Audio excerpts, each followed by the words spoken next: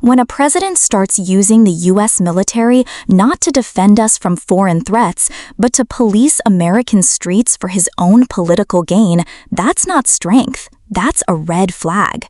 What we just heard in the Senate wasn't just a speech. It was a warning about how dangerously close we are to normalizing something the founders of this nation feared most, a president turning the military against the people. Mr. President, back home in Illinois, there's one item of news when it comes to Washington, D.C. When or if Donald Trump is going to send in the troops. In June, President Trump deployed the military against American citizens when he sent National Guard troops and 700 active duty Marines in Los Angeles in an attempt to crush protests against his administration's cruel immigration raids. Last month, the president took the unwarranted step of federalizing Washington, D.C. police force and sending thousands of National Guardsmen to patrol our nation's capital. For months now, President Trump has been looking for any excuse to send National Guard troops and active duty forces into American communities. And over the past few weeks, he has boasted that, quote, Chicago will be next. Let me be clear. This would be yet another dangerous, illegal, and unconstitutional abuse of power by President Donald Trump. The president claims his actions are meant to drive down crime and restore order, but all they have done is create a political spectacle, political theater. He ignores the reality that violent crime is down in the District of Columbia and in Chicago, and he ignores the fact that under our Constitution, the power to maintain law and order belongs to the states. That doesn't matter to Donald Trump. Only thing that matters to him are the optics, continuing to push the limits of our Constitution and the rule of law as he abuses his office. Using the military to occupy an American city in the absence of an emergency politicizes the institution, erodes civilian control of the armed forces, and places unnecessary burdens on service members, families, and employers. There are also troubling reports that federal law enforcement officers could operate out of the Naval Station Great Lakes, where the Navy trains thousands of new recruits a year. We are so proud of the Great Lakes Naval Training Station. Every single member of the United States Navy on the enlisted side goes through basic training in our state in the Great Lakes Naval Training Station. My brother, who was a volunteer serving in the Navy in the Korean War, went through that training in his day. It is a magnificent facility, and over the time that I've served in Congress, in the House and the Senate, it's been my honor to make sure that it's the very best training center in the world. Supporting law enforcement is not the core mission of the United States Navy or the National Guard, and it distracts our troops from preparing to respond to real threats from our adversaries around the world. We were just notified recently that there have been secret plans underway for a long period of time. The Pentagon has been developing plans for military deployment for weeks. The plans reportedly include several options, including mobilizing thousands of National Guard troops this month to restore law and order, so to speak, in areas where they're cracking down on crime, homelessness, and undocumented immigration. But in most instances, legal and constitutional instances, the use of federalized troops or the use of federal troops requires the approval and consent of the governor of the state. That is not the case, certainly, in Illinois. It also takes a financial toll on our readiness. We're going to start considering the National Defense Authorization Act this evening here in the United States Senate. It's an important bill, one of the most important, and it has a history of always being passed every single year. I hope we can maintain that kind of commitment. But that bill is passed and popular and bipartisan because it does something that is critical. It authorizes the funding for the troops that defend our nation. We work long and hard on it. I'm not a member of that committee, but I know they spend hours in debate on each and every provision of the bill, then come to the floor and are subject many times to amendments on the floor. It takes a week or sometimes two or more to get it done, but it's that important. Why do we spend so much time? To make sure that our military has the money that they need to keep America safe, our first responsibility. And now we have this prospect that even if we pass this bill, that some other agencies of this government, for some other political reason, in this case, massive deportation, are going to be using the Department of Defense funds. I offered an amendment in the Appropriations Committee where I serve that said if any other agency of government takes money away from the Department of Defense for another purpose, it has to be reimbursed. If we are going to stand by our men and women in uniform and make sure that they're adequately financed, we cannot allow these raids that are being considered by the Trump administration. For example, the cost of Donald Trump's deployment of troops to Los Angeles was estimated at $134 million. And some experts calculate the mission in the District of Columbia cost the Department of Defense and taxpayers $1 million a day. $1 million a day. While the National Guard is meant to serve American communities in true emergencies, like pandemics and natural disasters, what is it doing in D.C. at the President's request? Patrolling neighborhoods for political theater, picking up trash and spreading mulch. Give me a break. These men and women are being trained to defend our country. They're being used by this president for political purposes in the District of Columbia. In Chicago, crime rates may be unacceptably high, and I don't doubt that in some categories, but they have been on a steady decline for years, and we are already pursuing successful community-based strategies to deter crime. We're reaching out to the most vulnerable members of our communities, directly and personally, working with trusted and trained leaders who understand the impact that trauma can have on communities. We can work together, but it doesn't mean that Donald Trump shoves it down our throats. We want to cooperate with him. We have programs that he failed to fund in this budget cycle that we believe are critical for the maintenance of the diminishment of these criminal experiences. This is being accomplished through community-based violence intervention and prevention, which represents a historic federal investment in programs designed to help prevent and reduce violent crime. But these programs have been cut by the Trump administration. The initiative supports evidence-based violence intervention and prevention based on partnerships. It combats crime by collecting data, identifying trends, developing strategies, and sharing these practices. Ask professional law enforcement, and they will tell you in virtually every conversation on the subject, you can't arrest your way out of a crime wave. You've got to analyze the basic causes of crime and what to do about it. Of course, dangerous people should be arrested and should pay the price for their wrongdoing. But a strategy that reduces violent crime over any long period of time takes more than that.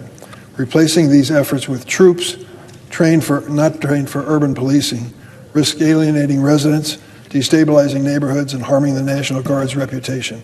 And I tell you, over the years, I've come to be a big fan of the National Guard. They're there when we need them.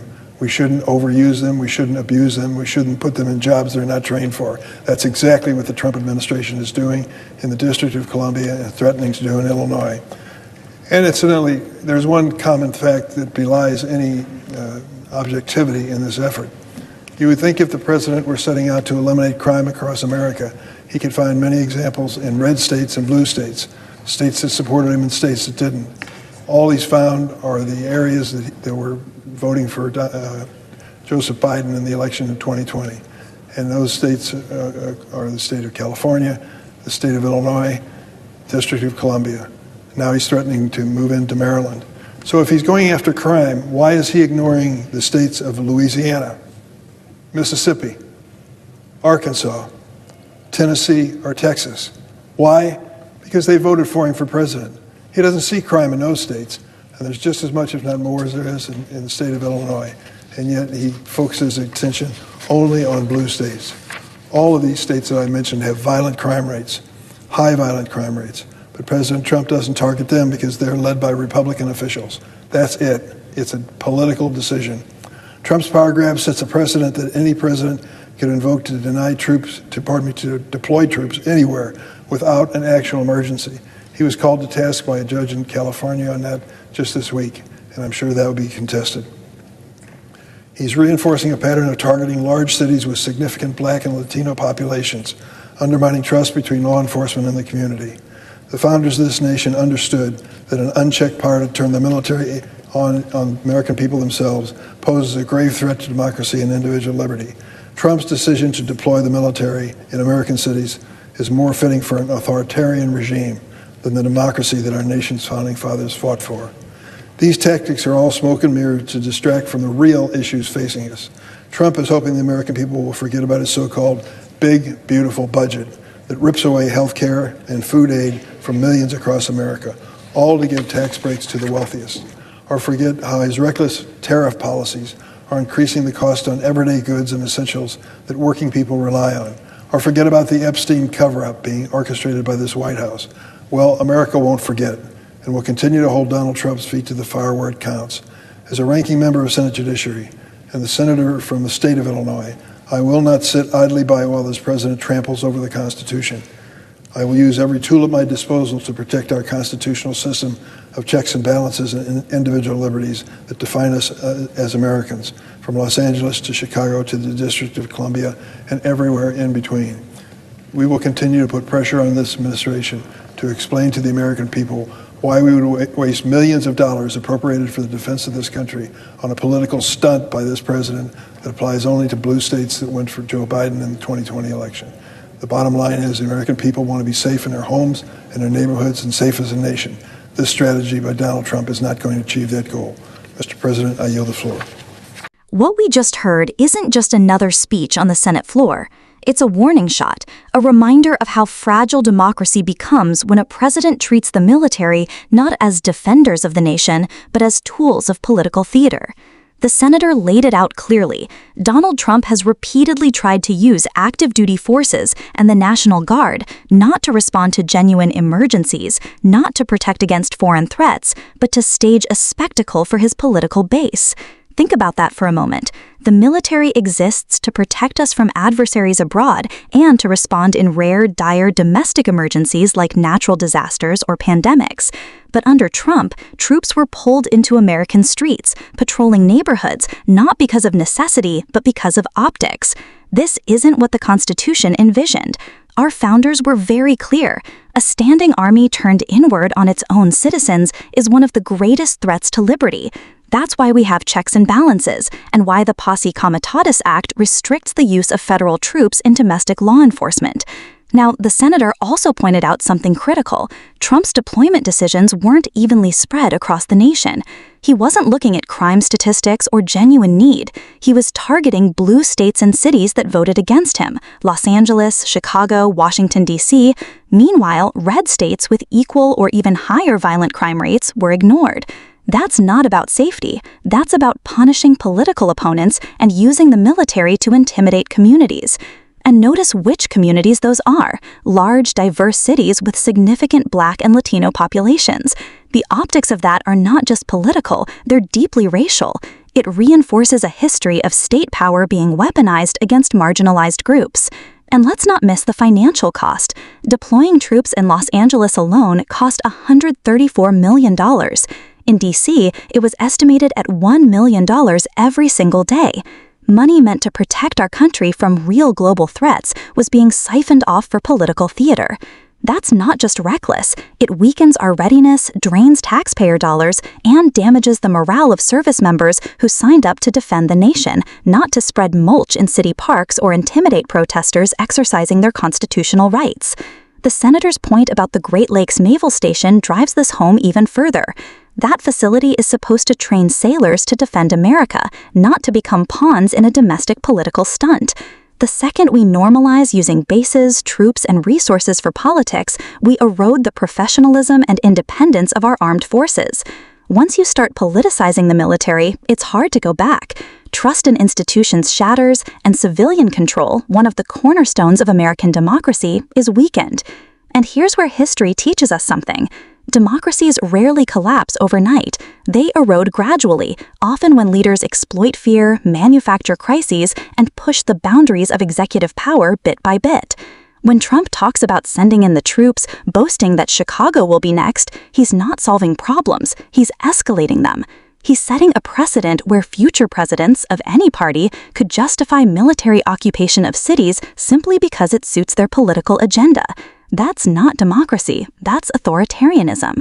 The senator was also right to point out that real solutions to crime and community safety don't come from militarization. You can't arrest or occupy your way out of crime.